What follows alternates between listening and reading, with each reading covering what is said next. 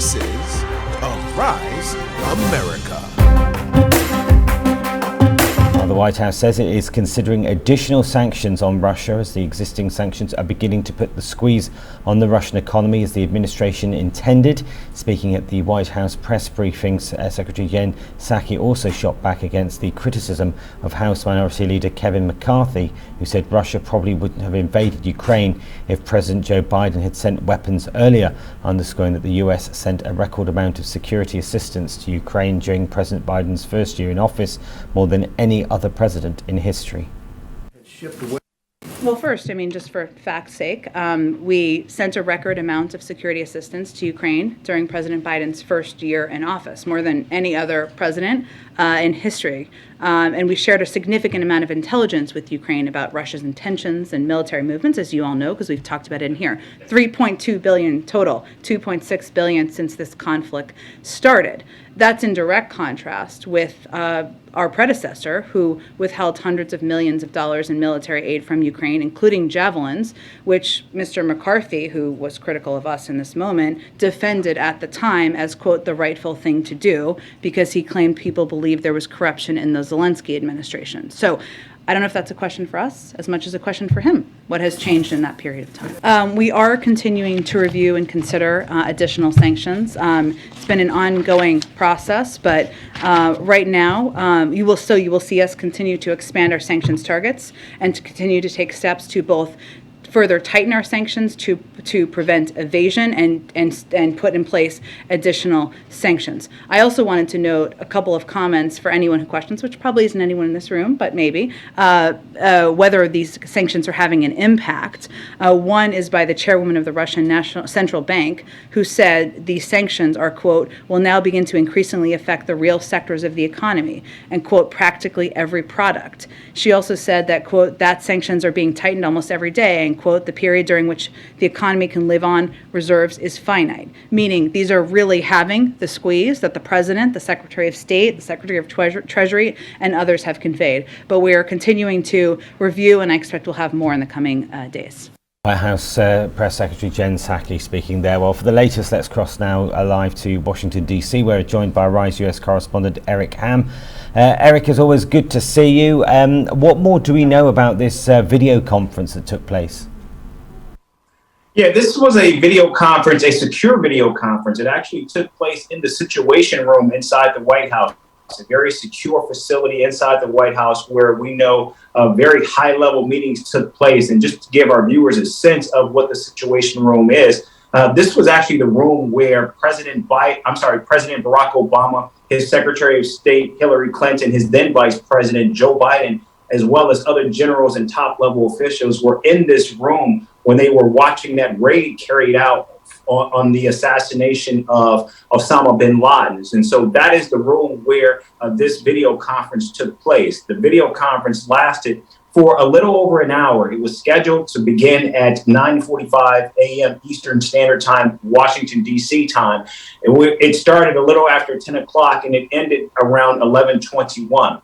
And of course, we know that there were a number of prime ministers and world leaders that participated in that phone call, ranging from the heads of the European Union, NATO, and key countries like the UK, Italy, Germany, Canada, and of course, Japan.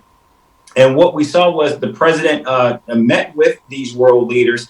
And again, what we saw was an affirmation, not only by the White House, but from these world leaders that they will continue to provide humanitarian, military, and economic assistance to Ukraine. In addition to that, they will continue to look for and find other avenues to continue to make this war very difficult for Russia.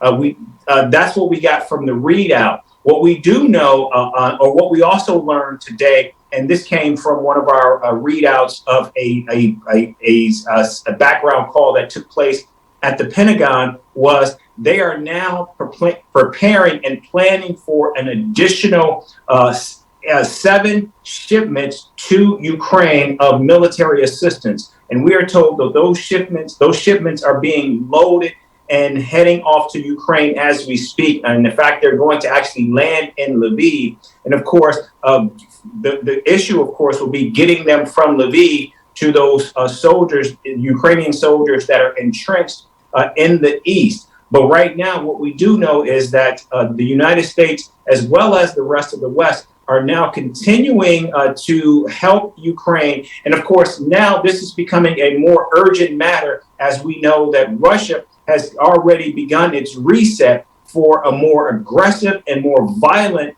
effort in the Donbas region. And right now, the United States is making every effort to ensure that Ukraine has what it needs. And that's so crucial right now, Dan, because we know that right now, Ukrainian supplies are running low, and there is growing concern that the United States is also beginning to run dangerously low on some of its resources as well that could possibly deplete its military capabilities. And so we know that in addition to the Pentagon, which is also providing resources directly to Ukraine, that they have now opened up another lane to actually get supplies and work directly with U.S. military contractors to supply the much needed military aid that Ukraine so desperately needs.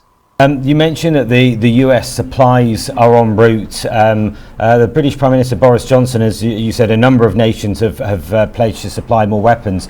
He said that he would be getting them to them soon. Do we know how soon is soon? Because it's fair enough all these countries saying, yes, we can help, but literally every second seems to be counting right now.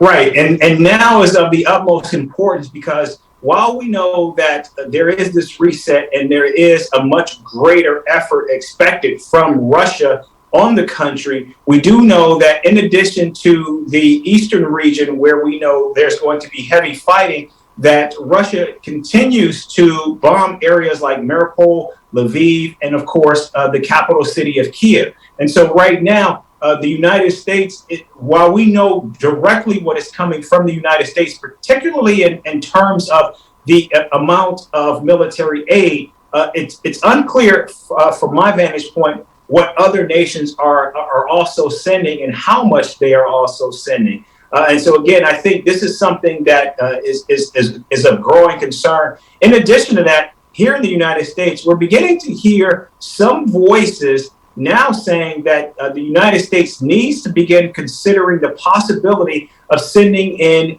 a U.S. presence. Already, we do know that there has been talk of when will the State Department send a diplomatic presence back into Ukraine. But also, we have heard from Democratic Senator Chris Coons from Delaware, the state of the president, Joe Biden, and a very, very close ally of the president's, who has said that he believes that now is the time for the administration to begin thinking about sending more U.S. troops, not actually putting U.S. boots on the ground, but sending troops to actually provide more logistical training and other types of material support on the ground.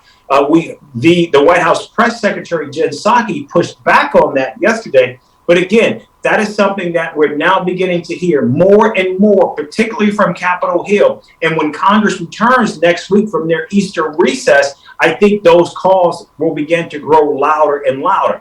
But again, the administration is deeply concerned because the last thing they want is to see this turn into a military engagement between the United States and Russia. I was going to say, I mean, even though if they sent US troops, not troops on the ground, as you say, but troops as in to help and provide some form of infrastructure, surely Russia would see that as a step up and basically it's escalated into World War III. Absolutely. In fact, we already know that Russia is deeply unhappy with the military aid that the United States is sending. In fact, we know that Russia is now specifically beginning to target that aid. And so while the United States certainly has been able to move very, very quickly in getting those resources to the ground, already we know at least 4 shipments made it to Ukraine out of that $800 million that we announced from the United States last week. 4 shipments made it over the weekend. Another shipment made it yesterday. And now we know of an additional 7 shipments that have gone out today. But then the question is, how can they actually be able to get those resources from the ground in Lviv to those soldiers? And clearly right now, Russia is looking and targeting and they actually have made that communication clear to the United States that they see that as provocative and that they will respond in time.